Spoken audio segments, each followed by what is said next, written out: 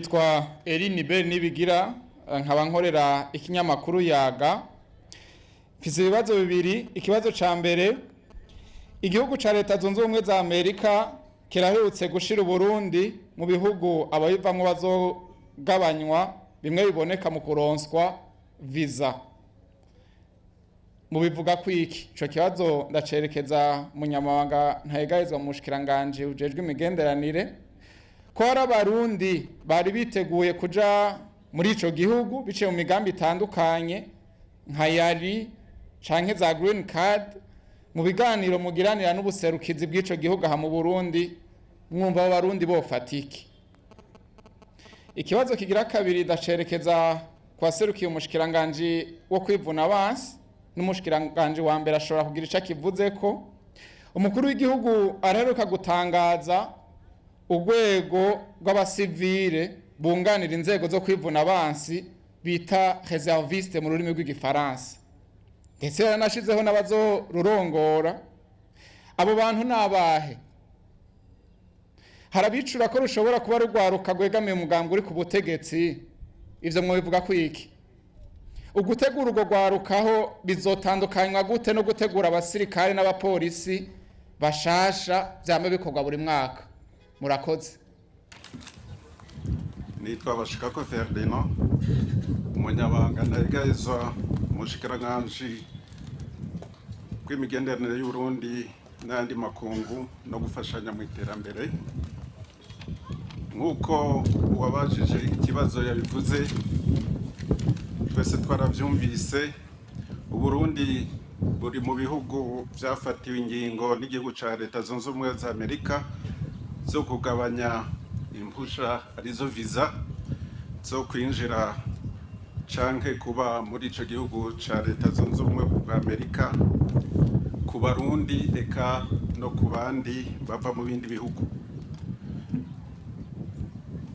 Ariko ico twomenya nuko u Burundi butari ku rutonde rw'ibihugu vyafatiwe ingingo zo guhagarika burundu impusha zose ziha uburenganzira abava mu gihugu cacu kwinjira muri leta zunze ubumwe bwa Amerika. Nk'uko abafashe ingingo bagiye barashikiriza, ndetse mwarabisomye aho bavyanditse mu matangazo, baravuze yuko baravye raporo bafise basanze abarundi bava ku 15 gushika ku 17% y'abaronkejwe impusha zo kuja muri ico gihugu ca leta zunze ubumwe za Amerika bari basavye kuja gukora ibikorwa vy'umwanya mutoyi, mugabo baciye bagumayo ataruhusha bafise.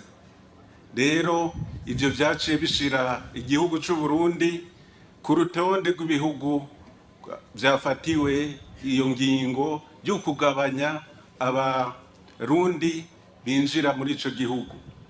Twomenya yuko si umurundi wese yankiwe kuja muri ico gihugu, kuko imigenderanire y'u Burundi na leta zunze ubumwe bwa Amerika ni myiza cane, imigenderanire bandanye. Ariko barafashe izo ngingo bisunze imigabo n'imigambi yabo bariko bafata yo kukingira umutekano hagati mu gihugu cabo, aho bavuga yuko bakeneye kugabanya abanyamahanga baba canke binjira muri ico gihugu. Rero aho tuvyumviye, mwavuze muti hariko hakorwa iki? Twarabajije mu buserukizi bwacu muri Amerika kugira ngo begere abo mu bushikiranganje bujeje imigenderanire ya Amerika n'ibindi bihugu, babaze neza ingingo zatumye koko u Burundi bushigwa ku rugo rutonde. Ico bamaze kubabwira nico c'abahungirayo batabifite uburenganzira. Hanyuma natwe ico twakoze ubu turiko twitunganya tubaza neza kugira ngo turabe ko ako gatosi batwagiriza twokagabanya. Twaragiye hamwe n'ababijejwe kugira ngo turabe ingene abagenda muri ico gihugu bakagumayo bogabanuka. Ariko nk'abarundi bagiye mu bikorwa vya leta, murazi yuko abo oye ntibarabwa n'iyo ngingo. Hanyuma rero mwabajije muti ku barundi biteguriye kuja muri Amerika muri iyi misi bakaba bafashwe n'izo ngingo canke bakaba barumvise iyo ngingo, vyogenda gute? Nobamenyesha yuko nkuko namaze kubivuga, abarundi si bose bankiwe kuja muri Amerika. Umurundi rero yoba yarafise intumbero yo kujayo, yobanza karaba yuko ari mu mugwi wankiwe. Asanze ari mu mugwi wankiwe, aho oye yorindira ko iyo ngingo ihinduka bivanye n'ibiganiro bizoba mu minsi iri imbere hagati y'ibihugu vyacu bibiri. Asanze ari ku rutonde rw'abatangiwe, aho yobandanya urugendo rwiwe.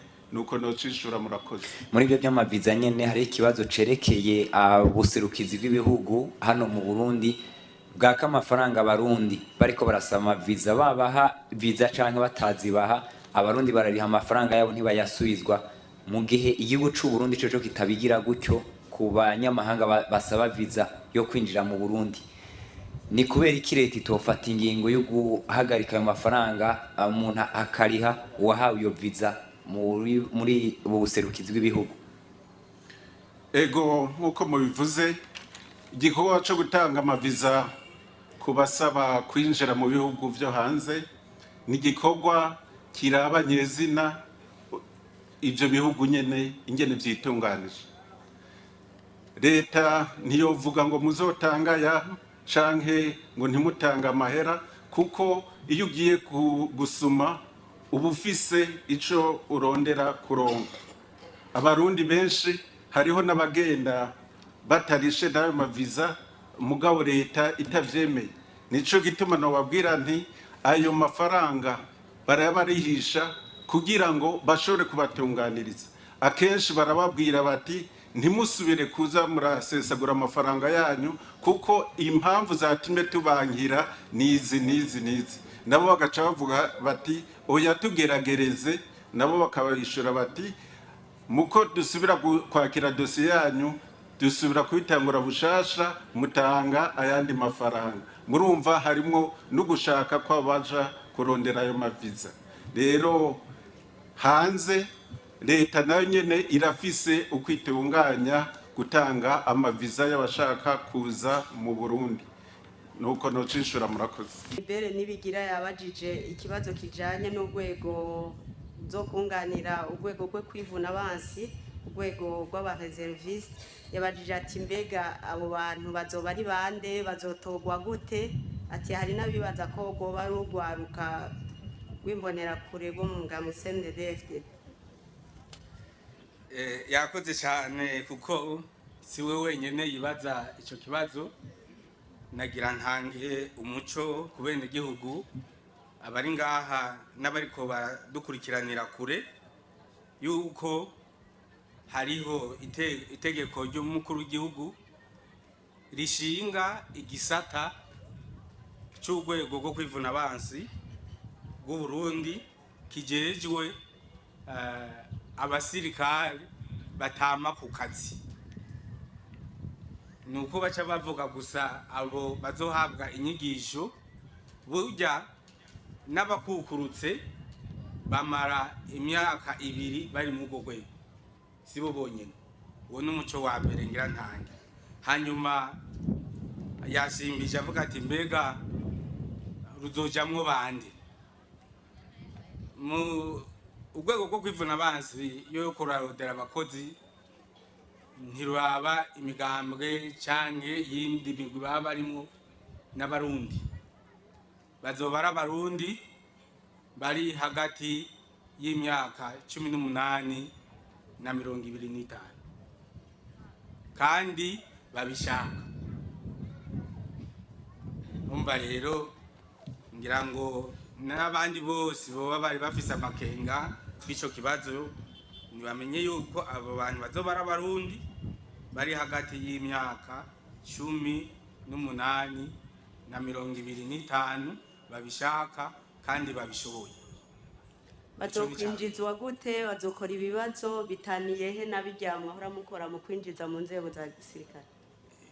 Bazokora ibibazo kugira ngo tumenye ubumenyi bafise, hama baronswe imyimenyerezo novuga isa yegereye n'imyimenyerezo y'abasirikare, kuko bazoba bagiye gufasha bikenewe abasirikare. Umva bazogira imyimenyerezo yegereye y'abasirikare. Abazoheza bace babahe ko tubona abasirikare baba mu makambi bajije imyimenyerezo ya gisirikare. Ntibibaza ko nk'ubwo rwego ruci ruja mu banyagihugu wowe usanga kwitiranya akazi ugasanga inzego zirinjiranyemo? Oya, ivyo ntibizoshika kuko ntibazoronswa imyimenyerezo gusa, bazoronswa n'inyigisho zo gukunda igihugu. Hama bahejeje iyo myimenyerezo bazoheza basubizwe mu buzima bwabo, bagende barangure imirimo yabo, mugabo bazozwa barabatuma ko babasubirishamwo izo nyigisho kugira ngo bikenewe baze gufasha bikenewe.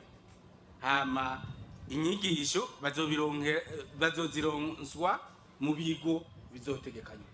Hariho igisirikare c'u Burundi ni bituma ko mu makungu no musi kubera iki barinda kuzana urundi rwego, kandi mu bamwinjiza mu gisirikare urwego rwa gisirikare ntirushoboye ataje abo bantu babasahirize. Murakoze cyane ku muco muriko murasaba. Urwego rwo kwivuna abansi rw'igihugu cy'u Burundi rurikwica, mugabo